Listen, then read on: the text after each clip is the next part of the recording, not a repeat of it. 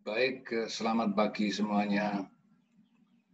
Akan saya lanjutkan mata kuliah ini merupakan kesambungan dari apa yang sudah saya bicarakan minggu lalu.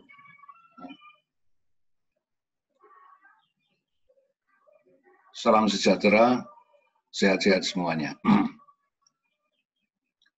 Nah, minggu lalu saya membicarakan tentang soal-soal yang berkaitan dengan pengertian, paradigma, teori, dan seterusnya. Sekarang kita memasuki sebuah teorinya itu sendiri. Yang saya mulai dari 3 para teoris besar, yaitu Karl Marx, kemudian Max Weber, dan Durkheim. Ya. Nah, untuk itu, mari kita simak gitu ya. Saya sampaikan PPT ini. Nah, saya rasa semuanya sudah menyaksikan. Saya akan memulai kira-kira komentarnya Anthony Giddens ya, tentang 3 orang yang saya sebutkan tadi, yaitu Karl Marx, kemudian Max Weber, dan Emil Durkheim.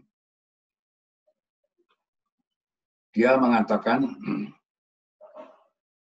karya Marx adalah sebagai sumber utama berbagai bentuk munculnya neo-Marxisme kontemporer. Sedangkan tulisan-tulisan Emil Durkheim menjadi inspirasi dominan tentang munculnya teori-teori fungsionalisme struktural. Sedangkan Max Weber, tulisan-tulisan Max Weber ini itu menjadi inspirasinya juga varian dari modern fenomenologi. Jadi modern fenomenologi itu berakar sebenarnya dari karya-karya Max Weber. Baik itu secara langsung maupun secara tidak langsung. Nah, lebih spesifik lagi, pengaruh Karl Marx, Durkheim, dan Max Weber ini telah menjadi satu pengaruh yang sangat fundamental di dalam perkembangan teori-teori sosial modern. Itulah komentarnya Anthony Giddens terhadap 3 orang ini. Jadi 3 orang ini nggak bisa dilupakan kalau orang belajar teori-teori sosial, meskipun teori-teori sosial itu telah berkembang sedemikian luas gitu ya. Akan tetapi akarnya itu adalah terdapat pada 3 orang ini, dan mungkin juga masih ada yang lain ya, tapi 3 orang ini menjadi satu akar penting di dalam satu perkembangan teori-teori sosial yang kemudian. Itu bisa dilihat di dalam tulisan Anthony Giddens, yaitu Capitalism and Modern Social Theory, an Analysis of Writing, Marx, Durkheim, dan Max Weber. Ini saya kutip langsung ya, saya kutip langsung, dan itu saya tulis di dalam satu tulisan saya tentang konflik sosial, kajian sosiologis hubungan industrial, hubungan buruh, perusahaan, dan negara di Indonesia. Itu yang, jadi saya kutip dari situ, dan dikutip di buku itu. Nah, buku itu mengutip tentang tulisan 3 orang itu. Nah, kalau bisa juga buku ini dibaca, meskipun ini juga buku lama ya.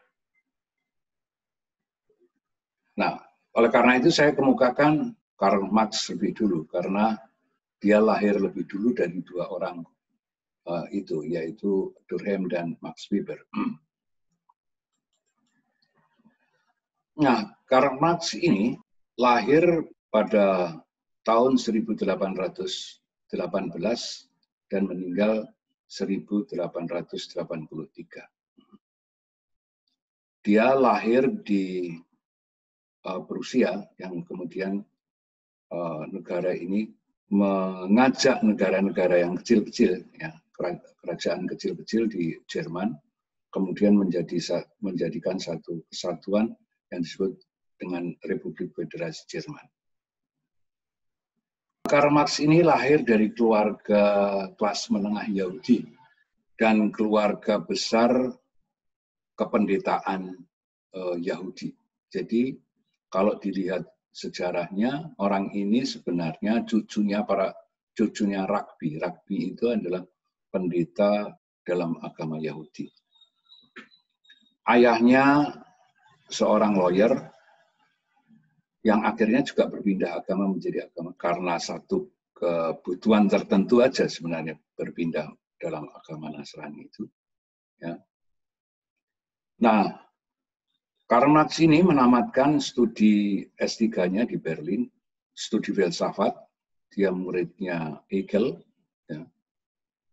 Cara berpikir Hegel sangat berpengaruh terhadap cara berpikirnya Karl Marx, yang akhirnya juga dengan cara berpikir itu, Karl Marx melakukan kritik terhadap Hegel. Dia seorang jurnalis, tapi juga aktivis sosial untuk memperjuangkan pembelaan terhadap kemanusiaan, ya, yang saat dia hidup, proses dehumanisasi itu terjadi di dalam perkembangan kapitalisme. Selama hidupnya, ya, dia itu banyak ditopang oleh Friedrich Engels, ya, karena sebagai seorang jurnalis, dia sangat kritis, dia juga melakukan satu perjuangan pembelaan terhadap orang-orang yang tereksploitasi. Yang kemudian karena kritiknya itulah kemudian mereka akhirnya pindah dari Jerman ke Perancis, gitu. Kemudian dari Perancis dia bergeser pindah lagi ke Inggris hingga wafatnya ada di Inggris, makamnya ada di sana, dalam keadaan dia tetap nggak punya apa-apa, meskipun dia lahir dari keluarga kelas menengah, ya. Ya artinya nggak punya apa-apa, miskin lah. Ya. Itulah sebenarnya riwayat singkatnya Karl Marx. Nah ini semuanya nanti kalau nggak baca bukunya langsung bisa juga dilihat dari bukunya Josh Ritzer, ya, tentang sociological theory. Nah itulah riwayat singkatnya, ya. Kalau Anda bisa dibaca bukunya sendiri. Tapi yang kemudian penting di dalam memahami teorinya Karl Marx itu, ya. Nah, logika yang digunakan untuk membangun intelektualitasnya itu yaitu yang disebut dengan dialektika. Dialektika itu satu metode berpikir atau orang sering mengatakan dengan logika dialektik atau logika dialektika. Asal kata dari dialog, ya, atau diskursus. Nah, masyarakat menurut logika dialektik ini, masyarakat itu berubah bukan secara linier seperti perubahan di dalam perkembangan mikroorganisme, tetapi terjadi benturan dua arah. Ya. Sebagaimana diskursus atau kontradiksi di dalam satu hal dengan lain hal. Jadi perkembangan sejarah itu adalah bukan linier, ya, tetapi perkembangan sejarah itu berbenturan antara satu dengan yang lain, dan pada tingkat benturan itulah kemudian menjadikan sebuah proses. Benturan itu adalah sebuah proses menuju perubahan itu sendiri. Nah, kemudian ini kira-kira begini yang saya katakan tadi. Jadi kalau ada aksi, pasti ada reaksi. Kemudian dari situ kemudian Hegel menyederhanakan cara berpikir ini dengan menyampaikan kalau ada tesis pasti ada antitesis, pasti kemudian akan muncul sintesis. Inilah yang disebutkan dengan satu kontradiksi tadi. Ya. Nah, dalam konsepnya Karl Marx tentang dialectical materialism, jadi materialisme dialektik. Materialis itu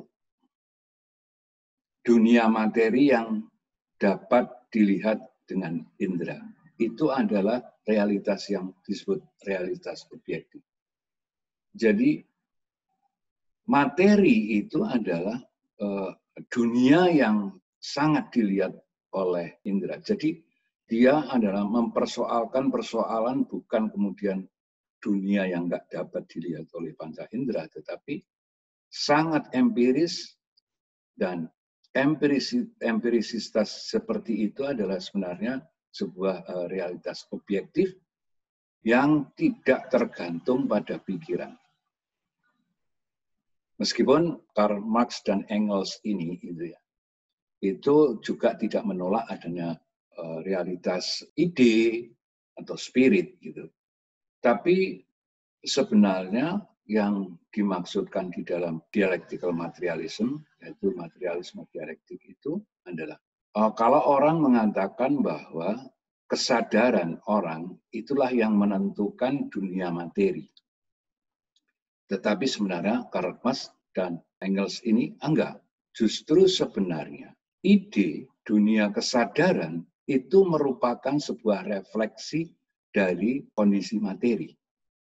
Nanti materi, kondisi materi seperti apa, nanti saya jelaskan di konseptualisasi berikutnya. Jadi itulah sebenarnya konsep yang sangat penting dalam satu cara berpikir dialektika. Kalau orang mengatakan bahwa kesadaran itu adalah kemudian sangat menentukan materi, tapi tidak bagi Karl Marx dan Engels ini ya. Kondisi materi itulah yang kemudian menentukan ide dan kesadaran manusia. Jadi kesadaran manusia itu tidak mungkin muncul kalau kemudian tidak ada sesuatu yang dilihat secara real dan sifatnya adalah sangat material.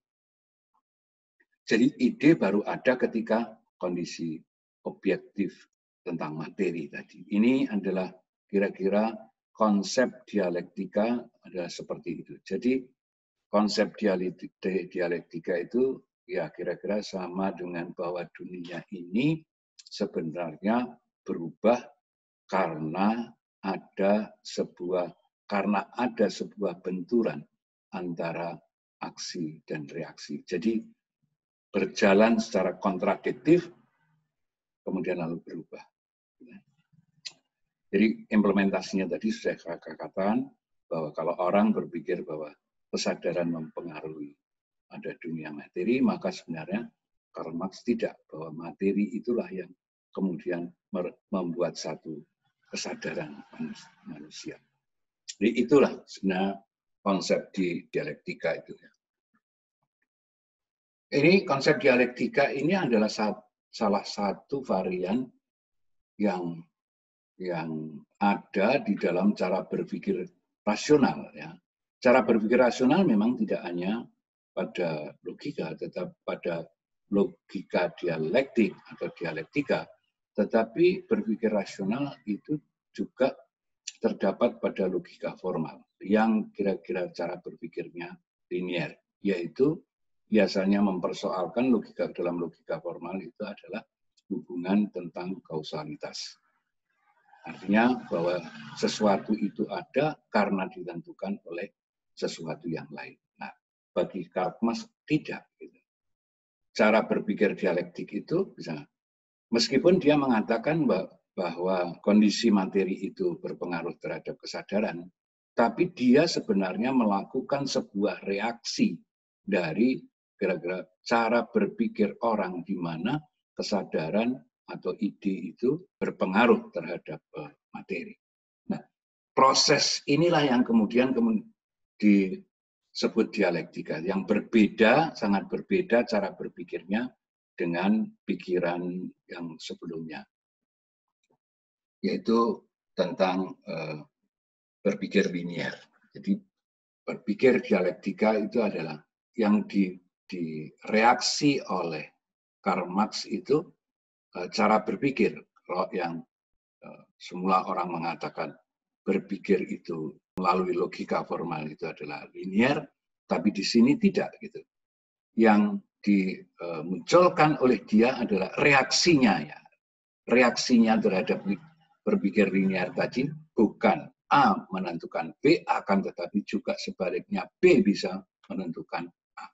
Nah, itu yang kemudian menjadi satu dasar cara berpikirnya Karl Marx di dalam membangun intelektualitasnya. Nah, itu konsep dasar cara berpikirnya dia. Yang selanjutnya konsep dasar berpikir inilah kemudian menentukan kira-kira geraknya dia di dalam memahami sebuah proses perubahan atau proses perkembangan masyarakat dalam struktur sosial kapitalis, ya.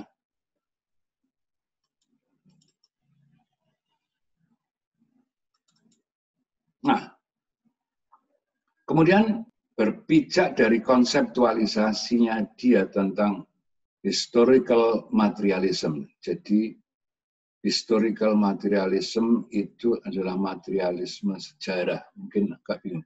Ini teori ya, jadi agak berat kemudian menyampaikannya.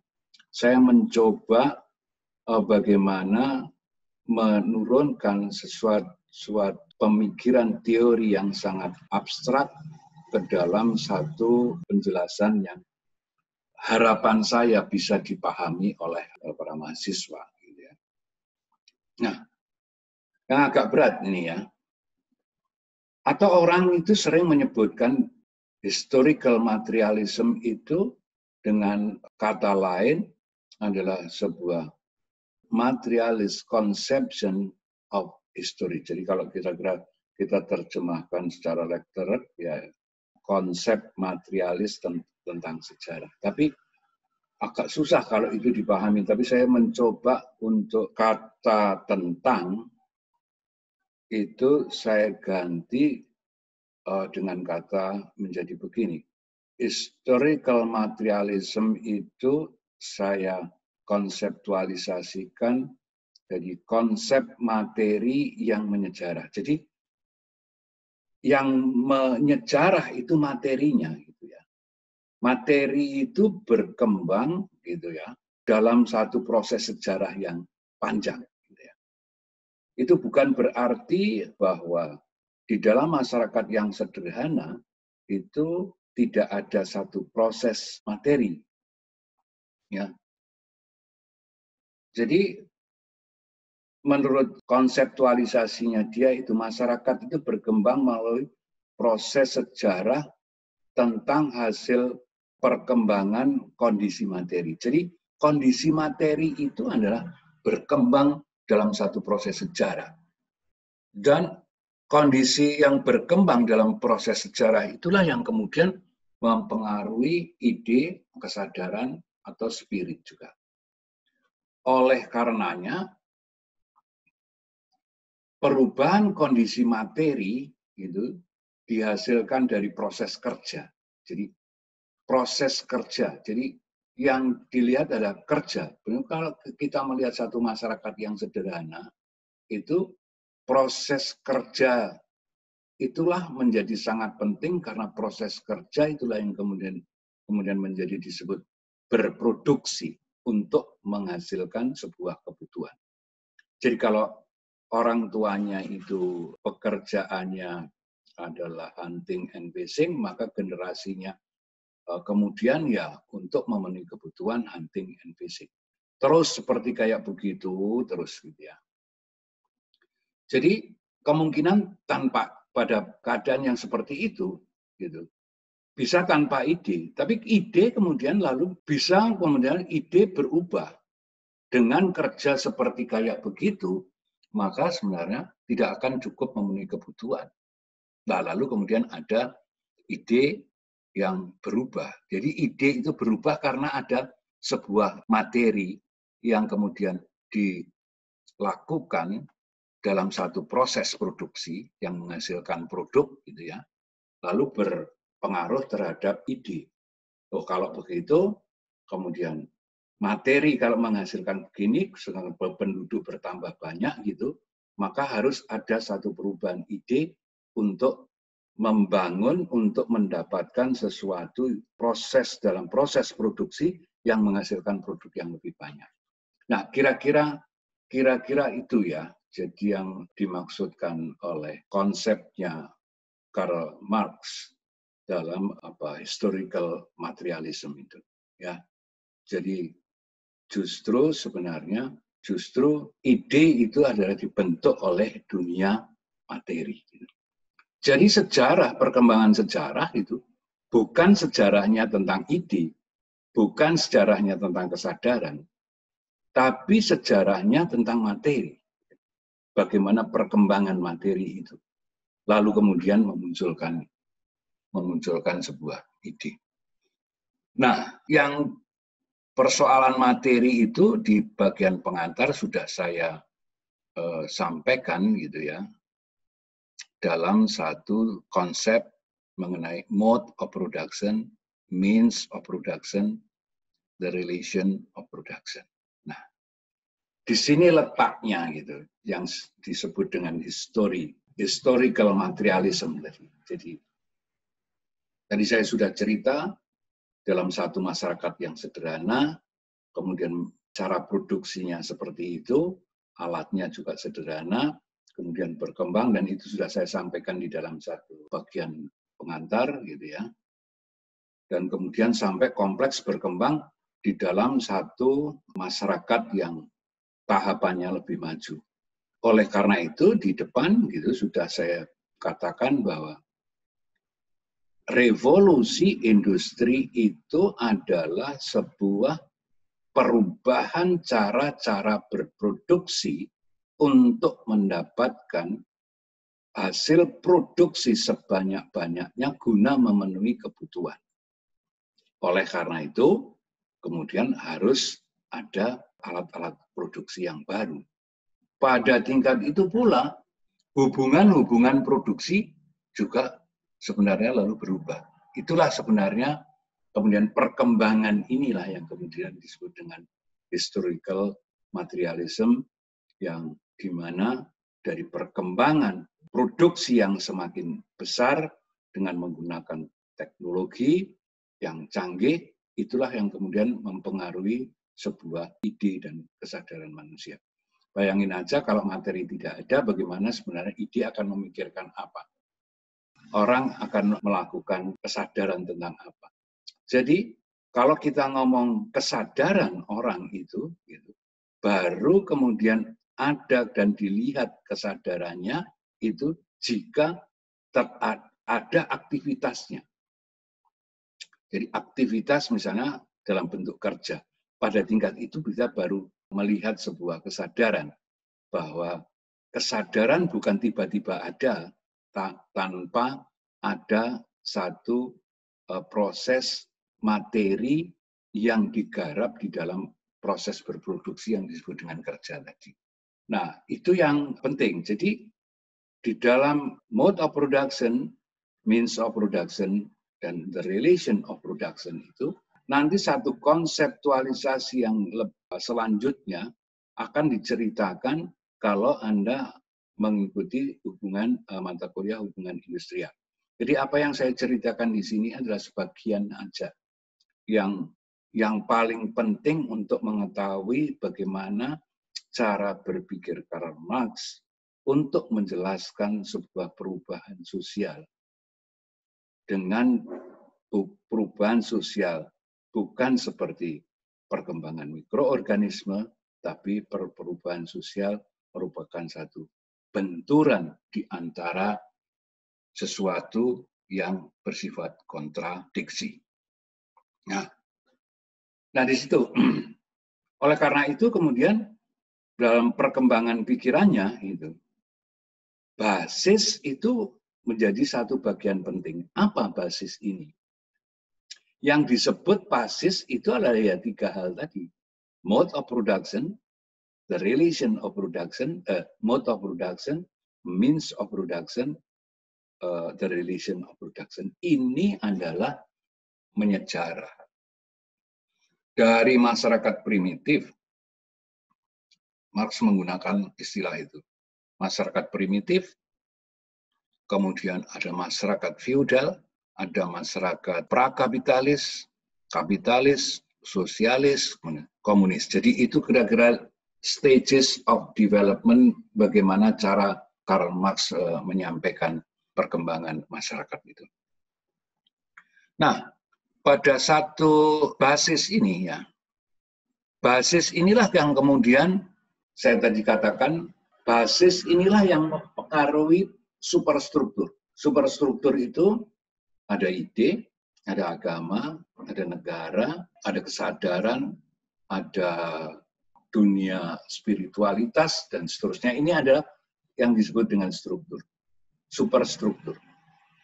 Jadi, kalau ada basis yang berubah, maka superstruktur itu berubah. Jadi perubahan superstruktur ditentukan oleh basis yang menyejarah, di mana basis itu adalah proses bagaimana dunia materi itu dikembangkan, ya.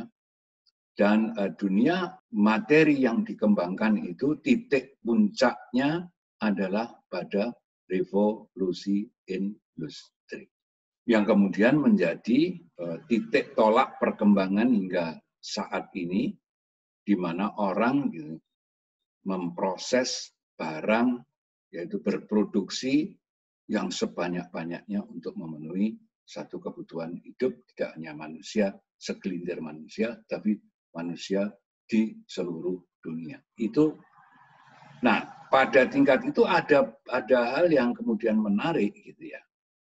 Kalau di dalam satu masyarakat yang sederhana, taruhlah tadi disebut primitif, ya, itu struktur sosial, struktur kepemilikan itu komunal.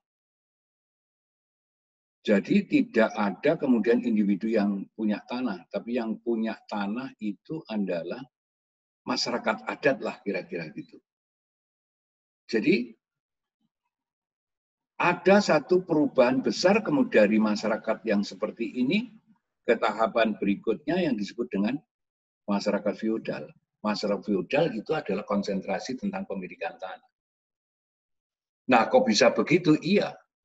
Karena dalam satu perjalanan sejarah, ketika mereka ada, kemudian ada suku-suku yang lain ada, berbenturan di antara mereka, yang menang kemudian menguasai materi yang lebih besar, yang kalah kemudian menjadi budak.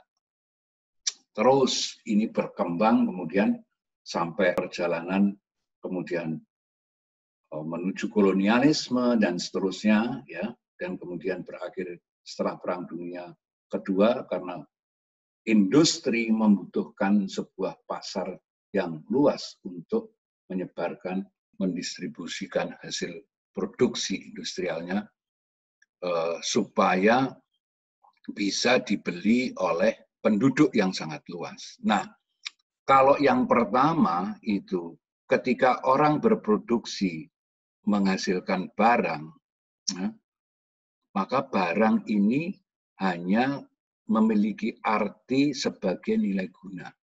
Karena tidak ada satu proses jual beli pada waktu itu gitu ya. Jadi berproduksi, kemudian setelah berproduksi digunakan untuk kepentingan sendiri.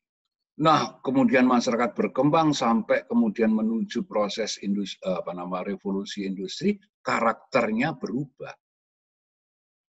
Orang memproduksi barang itu adalah barang, the things, itu mempunyai dua arti. Yang satu adalah artinya barang itu memiliki nilai guna, yang satu lagi barang itu adalah memiliki nilai tukar. Nah, nilai tukar itulah yang kemudian di situ uang menjadi sangat penting di dalam satu proses perjalanan pasar. ya. Nah, itu yang basis itulah yang kemudian menjadi titik penting di dalam perjalanan sejarah. Ya. Nah, dalam hal ini, ketika kapitalisme itu berkembang melalui revolusi industri, maka penguasaan terhadap alat-alat produksi itu adalah, jadi alat-alat produksi itu dikuasai oleh orang-orang yang menguasai kepemilikan.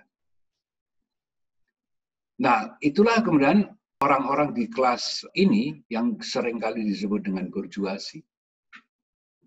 Orang-orang bourgeois. Nah, orang-orang yang kemudian tidak memiliki akses, lalu kemudian orang inilah yang disebut dengan proletar. Jadi terpisah dikotomi, yang satu itu kaya, yang satu itu kemudian tidak bisa mengakses apa-apa di dalam sebuah pemilikan. Oleh karena itu kemudian ada orang kaya dan ada orang miskin. Sejak dulu kala di sana pun begitu. Gak hanya Indonesia aja yang ada orang miskin. Pada zaman itu, gitu. Mereka menyisakan itu. Dan lebih keras lagi, zaman perbudakan mungkin kita nggak ada, tapi mereka ada. Ya, tentang slavery. Jadi itulah yang kemudian ketika kapitalisme itu berkembang, maka pemilik alat-alat produksi itu dikuasai oleh para bourgeoisie ini. Yang kemudian orang yang bekerja terhadap pemilik alat produksi biasanya orang-orang yang kira-kira tidak memiliki apa-apa gitu. Jadi posisinya tidak memiliki alat produksi. Itulah satu kritik dari sebenarnya Karl Marx ketika dia membahas tentang proses perubahan ini.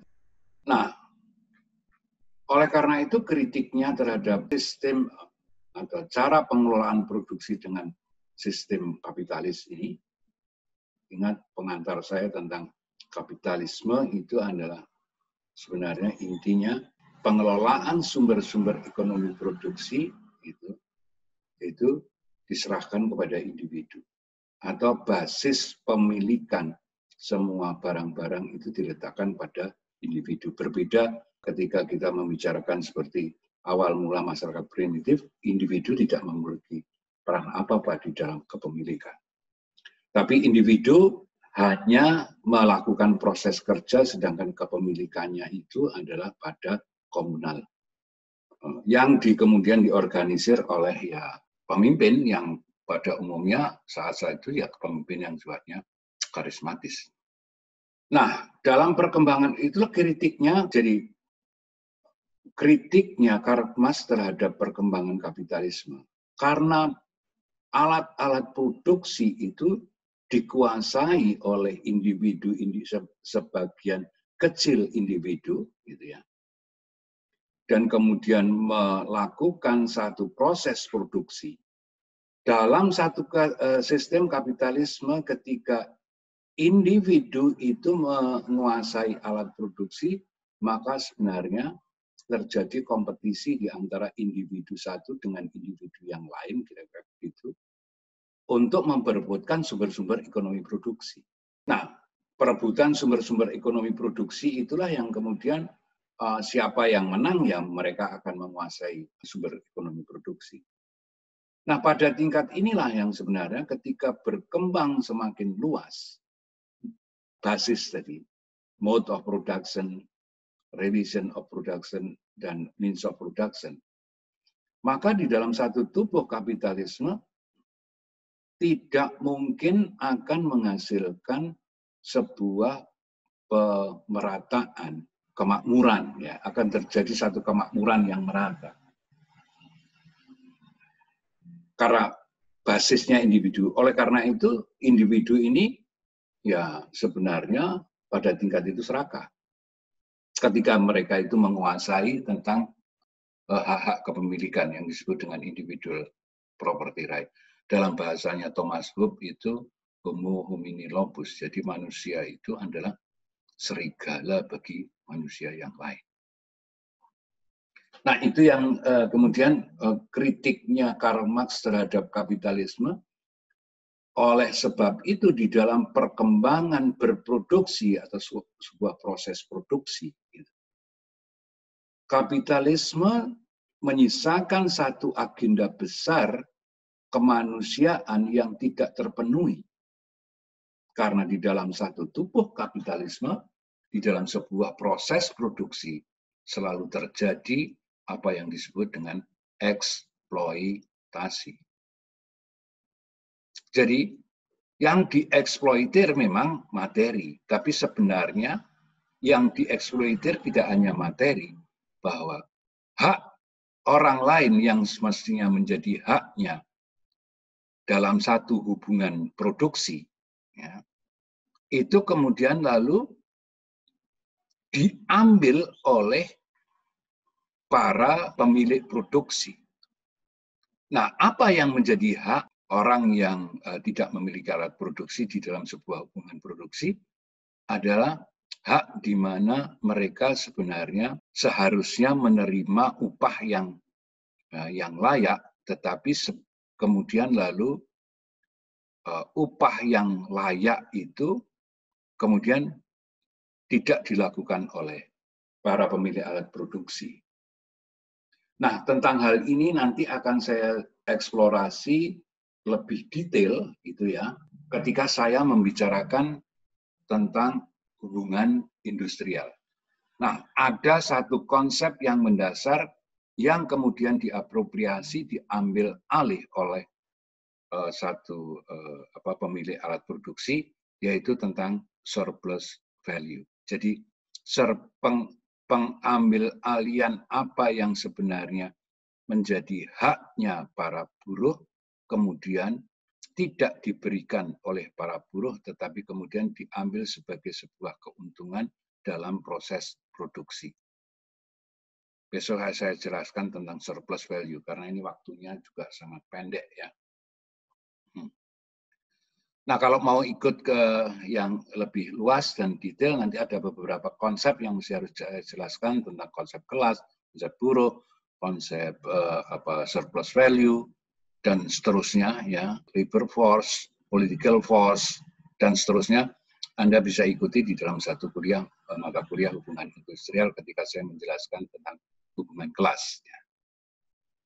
Jadi kelas tadi sudah tergambarkan di sini, ada kelas borjuasi dan ada kelas proletar. Kalau kemudian dalam hubungan kerja gitu ada kelas kemudian pemilik alat produksi dan orang-orang yang tidak memiliki alat produksi. Nah, kemudian saya lanjutkan, kritik inilah yang sebenarnya kemudian kapitalisme tidak akan kira-kira menciptakan sebuah kemakmuran bagi masyarakat atau sistem ekonomi produksi di bawah kapitalisme akan selalu menyisakan sebuah kesenjangan karena basisnya individu, akan juga selalu melahirkan satu proses ketidakadilan. Itu yang kemudian menjadi kritiknya dia terhadap ekonomi politik kapitalisme. Ini sebuah hal yang sangat penting. Oleh karena itu sebenarnya kalau kita melihat sosok Karl Marx ini gitu ya, adalah orang yang sangat humanis, orang yang sangat sosialis gitu. Orang yang cinta kemanusiaan gitu. Orang yang melakukan satu struggle, perjuangan untuk melakukan pembelaan terhadap kemanusiaan. Karena dia seorang aktivis dan karena dia juga seorang jurnalis, maka dia bisa menyampaikan melalui media yang di mana dia bekerja sebagai seorang jurnalis, seorang wartawan. Dan kalau tidak salah di dalam sociological teorinya yang ditulis oleh George Ritzer itu, kalau nggak salah di situ menyebutkan bahwa dalam waktu yang sangat singkat dia bekerja di dalam satu perusahaan media, sebagai seorang jurnalis, kemudian dalam waktu 10 bulan dia kira-kira dari pengalamannya dia itu kemudian dia menjadi seorang redaktur sebuah majalah tersebut atau koran tersebut. Itulah sudah tentu kritis. Ya. Karena cara berpikir kritisnya tadi itu dibangun dari satu cara berpikir yang dialektis, yaitu kontradiktif. Seperti kritiknya dia terhadap kapitalisme itu adalah cara berpikir kontradiktif, di mana materi yang berkembang itu kemudian menjadi besar, gitu, malah dikuasai oleh sebenarnya oleh orang-orang yang memiliki alat-alat produksi, para bourgeois, ya, yang kemudian perkembangan materi yang dengan basis individu tidak mungkin akan kira-kira bagi-bagi, gitu, yang orientasinya di dalam perkembangan kapitalisme itu, di mana kapitalisme modern hanya berpikir get maximizing profit dan minimizing cost. Jadi kita akan bisa memaksimalisasikan keuntungan kalau sebenarnya memperkecil biaya produksi. Salah satu biaya produksi itu adalah di dalam ketenaga kerjaan. Nah, itu yang sangat penting, di mana apa yang dilakukan oleh Karl Marx itu adalah satu perkembangan kapitalisme. Setelah revolusi industri, dia melihat satu keadaan di mana masyarakat, terutama masyarakat buruh, juga sebenarnya nasibnya tidak baik, dalam arti kesejahteraannya juga tidak terjamin. Pada waktu itu ya, jangan melihat kira-kira proses keadaan sekarang di negara-negara mereka.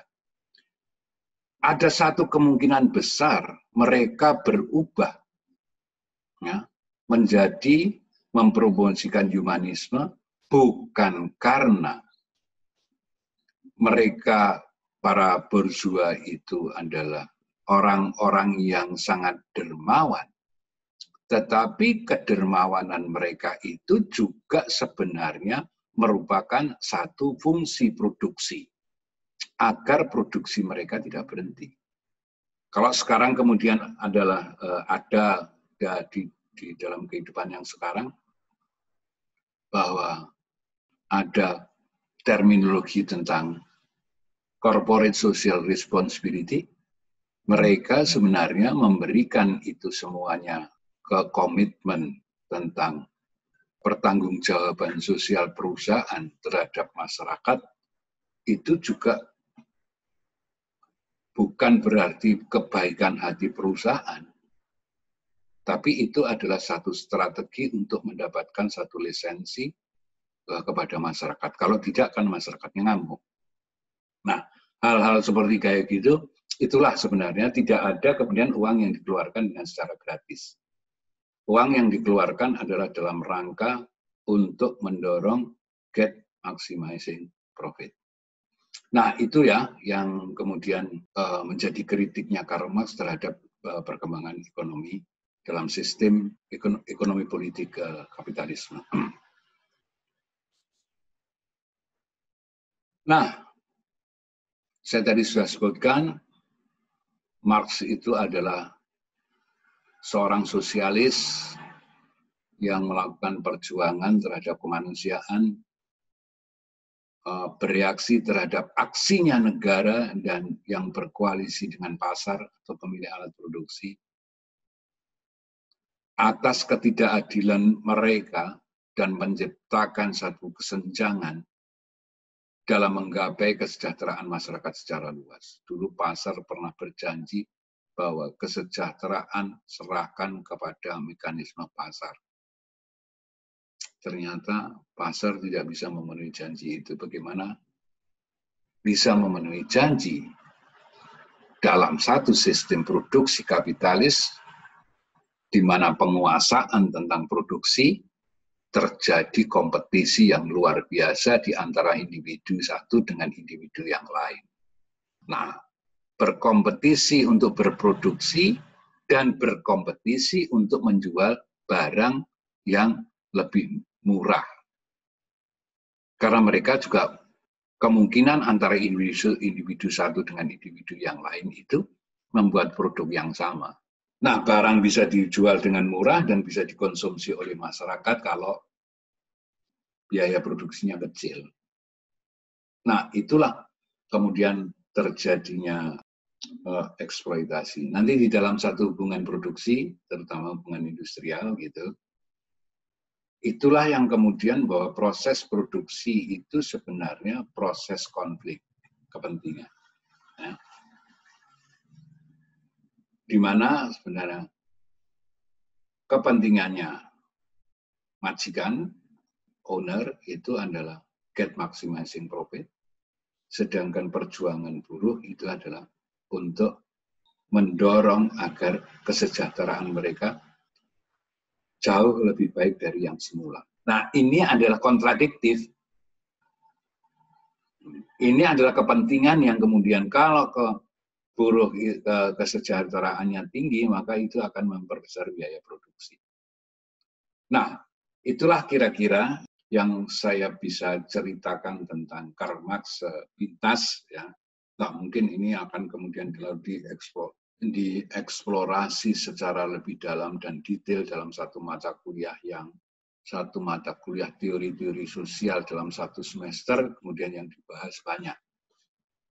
Kalau Anda kuliah di luar gitu, yang pernah saya ketahui di Jerman itu, untuk kira-kira kuliah tentang Karl Marx itu sendiri lebih dari satu semester, karena membahas cara berpikirnya Karl Marx, membahas tentang orang-orang yang berada di dalam satu pikiran Karl Marx, yaitu Marxisme atau neo-Marxis, gitu, Marxis yang baru, dan orang-orang yang kemudian menggunakan cara berpikir Karl Marx, tetapi juga melakukan kritik terhadap pikiran Karl Marx atau Marxian. Nah, ini yang oleh karena itu membahas tentang cara berpikirnya dia, Marx dan Engels ya. Engels ini yang kemudian menopang Marx sampai meninggal, artinya hidupnya dalam satu kesengsaraan karena ide tentang pembelaan terhadap kemanusiaan sangat dalam. Jadi kalau melihat satu cerita ini gitu, seringkali orang gitu yang tidak mengerti dan tidak pernah membaca lalu mendengar kata Karl Marx gitu, kemudian satu pikirannya lalu ngomong, PKI itu ya memang dia idenya adalah ide tentang pemilikan alat produksi itu seharusnya tidak dimiliki oleh individu tetapi dimiliki oleh komunal, sehingga dengan demikian maka akan terjadi keadilan dan tidak akan terjadi persaingan antar individu seperti apa yang dikatakan oleh Thomas Homo homini lupus, yaitu bahwa manusia adalah serigala bagi manusia yang lain. Nah, perjuangan inilah yang kemudian menjadikan dia dikejar-kejar karena dia orang Yahudi. Pada zaman itu juga orang-orang Yahudi itu tidak disukai, apalagi di zamannya Hitler. Kalau Anda membaca tentang Holocaust gitu, terjadi sebuah pembunuhan yang terencana terhadap para orang-orang Yahudi. Dan dilakukan oleh Hitler pada waktu itu. Genosid yang dilakukan oleh fasisme Jerman pada zamannya dengan semboyan Deutschland über alles. Jerman adalah segala-galanya. Yang orang-orang Jerman sekarang ini juga menghilangkan kata itu, nggak mau dengar kata itu. Karena kata itu adalah kata yang tidak humanis. Akhirnya melakukan satu penguasaan dan kekejaman seperti apa yang dilakukan oleh Hitler. Nah, itulah sebenarnya, jangan salah, memang dia orang Yahudi, tetapi kalau melihat dari sejarahnya dia cucunya seorang rabi, bukan berarti dia tidak kenal agama. Cuman persoalannya apakah kemudian cara dia sebenarnya membela kemanusiaan itu adalah sebenarnya karena dia tahu agama, atau cara kemanusiaan yang dilakukan dalam satu praksis pembelaan di dalam kerjanya sehari-hari itu adalah merefleksikan kesadaran tentang religiositasnya. Jadi dia tahu bagaimana orang-orang beragama meneriakkan tentang kemanusiaan, mungkin kira-kira gitu, tetapi ngomong doang.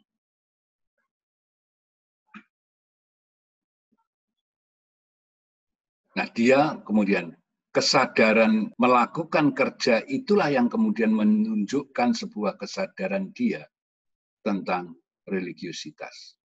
Bisa begitu. Tapi saya belum punya datanya untuk menelaah dan belum ketemu bacaannya. Tapi kalau dilihat sejarahnya, maka sebenarnya dia adalah cucunya dari keluarga orang-orang yang kenal dengan agama. Jangan dilihat bahwa Yahudi, kalau di dalam Islam adalah orang-orang yang ini, tetapi ada juga Yahudi yang baik juga. Ya. Itulah sebenarnya jiwa kemanusiaan kita, kemudian lalu berbicara dalam prakteknya. Sehingga dengan demikian, praktek itulah yang sebenarnya menunjukkan sebuah kesadaran. Kalau orang mengatakan misalnya, saya adalah melakukan pembelaan kemanusiaan, tetapi prakteknya tidak ada. Itu namanya bukan kesadaran. Kalau orang mengatakan itu adalah kesadarannya, itu adalah palsu. Nah, itulah kira-kira yang saya ingin menutup. Jadi karya monumentalnya antara lain itu Das Kapital. Itu ada 3 jilid besar. Ya. Saya rasa kamu membaca itu gitu, meskipun sebenarnya menarik membaca itu. Gitu. Saya jamin 5 menit ngantuk. Kalau nggak punya tekad betul bahwa saya pengen mengerti ini, nah baru itu munculkan sebuah kesadaran tentang belajar. Ada beberapa buku, yaitu Das Kapital atau Capital dalam bahasa Inggris, dalam bahasa Indonesia diterjemahkan menjadi Kapital. Itu sudah diterjemahkan dalam bahasa Indonesia. 3 jilid itu. German Ideology, itu juga karyanya dia. Kemudian Manifesto Komunis, itu ditulis kalau tidak salah dengan Engels. Yang kemudian ada A Contribution to the Critique of Political Economy, itu juga dia. Tapi salah satu dari 3 jilid tadi juga menunjukkan satu kritik Karl Marx terhadap ekonomi politik kapitalisme. Nah, itu kata yang terakhir itulah kemudian gambarnya Karl Marx. Ya. Mbah Jenggot. Pada masa lalu filosof itu ya jenggoten, brewoken semuanya kayak begitu. Nah, itu menunjukkan satu kemapanan intelektualitas. Bukan hanya sebagai sebuah simbolik kapital menurut istilahnya Bourdieu, bahwa brewok itu adalah sebuah kapital simbolik bagi seseorang untuk menunjukkan sesuatu.